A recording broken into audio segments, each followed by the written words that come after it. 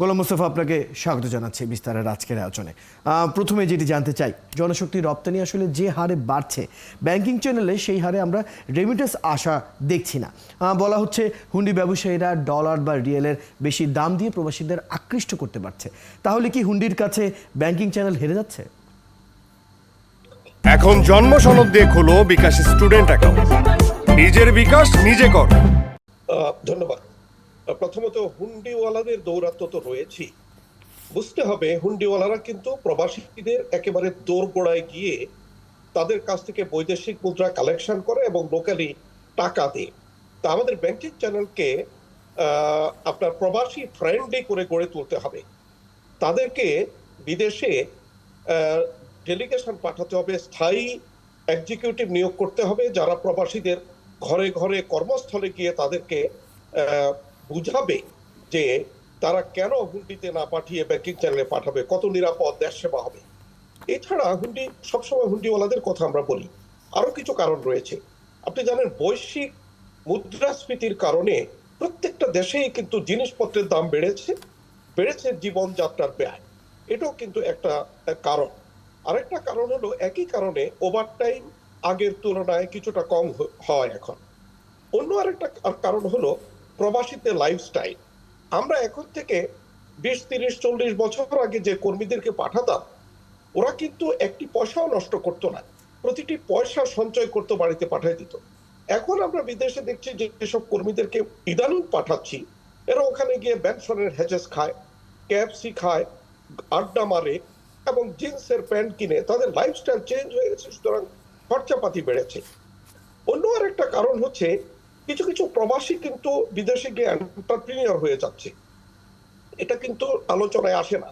আপনি মালয়েশিয়ায়, সৌদি আরবে, বিভিন্ন দেশে যদি যান, আপনি দেখবেন কিছু কিছু রাস্তাঘাট আছে ওখানে একচেটিয়া ভাবে বাংলাদেশিদের দোকান এবং ব্যবসাপাতি। এরা কিন্তু ব্যবসার দিকে ঝুঁকছে, সেখানে ইনভেস্টমেন্ট করতে হয়, এখানেও কিছু টাকা যায়। তো মোটা দাগে আমি যেটি বুঝতে চাই গোলাম মোস্তফা, প্রথম অংশটিতে যখন আমরা আসি আপনি বলছিলেন যারা হুন্ডি ব্যবসায়ী আছে তারা প্রবাসীদের একদম দোরগোড়ায় পৌঁছে যাচ্ছে। তাহলে ব্যাংকিং চ্যানেলে কি এরকম কোনো সম্ভাবনা নেই? কারণ যেসব সমস্যার কথা আপনি বলছেন সেটা তো আমরা একটি লম্বা সময় ধরে জানি, যে হুন্ডির সাথে কোথায় আমাদের বৈধ চ্যানেলটা আসলে আটকাচ্ছে। হুন্ডি ব্যবসায়ীরা ঘর থেকে নিয়ে ঘর পর্যন্ত পৌঁছে দিচ্ছে, যেটা ব্যাংকিং থেকেও হচ্ছে না। এছাড়া যেসব সমস্যার কথা ইতিমধ্যে আপনি উল্লেখ করলেন সেগুলো তো আমরা আগে থেকেই জানি। এগুলোর সমাধান আসলে কোন জায়গায় আছে? আমরা সমাধানের পর্যায়গুলো কথা আপনাকে বলি, বেশিরভাগ কর্মী আমাদের একটু আগে বলেন অদক্ষ, সুতরাং পড়াশোনা বেশি নেই।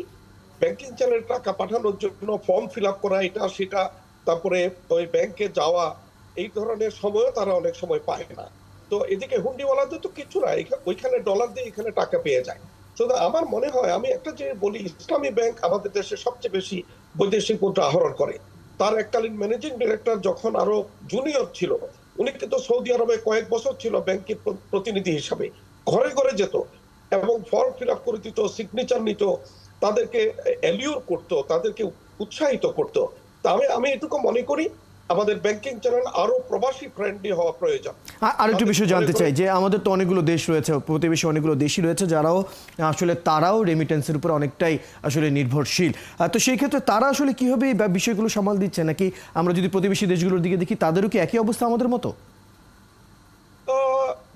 বিশ্বময় আপনি প্রতিটা দেশে যদি স্ট্যাটিস্টিক্স নেন তাহলে দেখবেন বাংলাদেশ ব্যতিক্রম নয়। যে হারে জনশক্তি রপ্তানি বাড়ছে সে হারে কিন্তু রিমিটেন্স আসছে না। এবং আমি যে কারণগুলো বললাম, যে প্রবাসীদের লাইফস্টাইল, তারপরে ইনফ্লেশনের কারণে জীবন যাত্রার ব্যয় বৃদ্ধি, বিদেশে এ ধরনের ব্যাপার স্যাপার গুলো আছে। আর আমি এই যে কথাটা বললাম, আমাদের প্রবাসীদের একটা অংশ, আপনি সৌদি আরবে যান, এগ্রিকালচারাল লেবার হিসাবে গেছে, এখন সেখানে এন্টারপ্রেনিউর।